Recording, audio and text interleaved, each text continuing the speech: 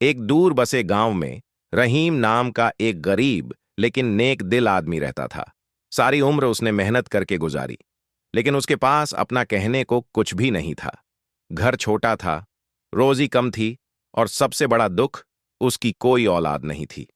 एक रात थके हुए दिल से उसने आसमान की तरफ देखा और धीरे से बोला, हे मेरे खुदा, अगर तूने चाहा तो मुझे भी एक वारिस दे दे, कोई ऐसा जो मेरे बाद मेरे नाम को जिंदा रख सके।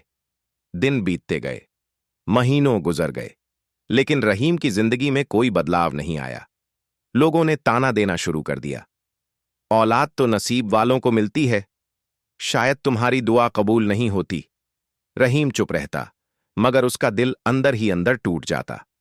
एक दिन सर्दियों की रात में जब हवा तेज चल रही थी, दरवाजे पर हल्की सी दस्तक हुई।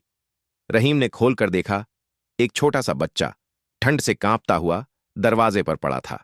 न कोई कपड़ा, न कोई पहचान, बस बड़ी बड़ी आंखें जिनमें डरा हुआ सा सवाल था। रहीम का दिल पिघल गया। उसने फौरन बच्चे को उठाया, कंबल में लपेटा और अंदर ले आया। लोगों ने उसे रोकने की कोशिश की, ये बच्चा किसका है, कहीं मुसीबत ना मोल ले लेना।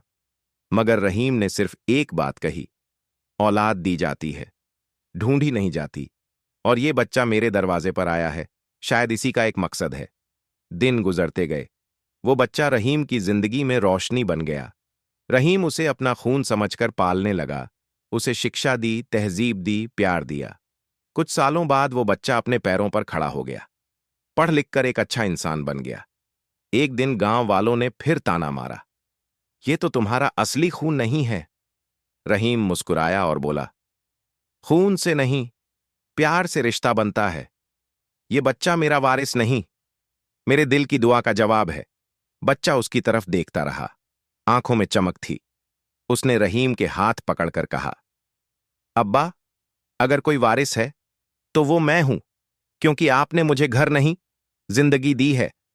और यहीं कहानी पूरी होती है, सिखाते हुए कि औलाद सिर्फ पेट से नहीं, किसी के दिल से भी जन्म ले सकती है।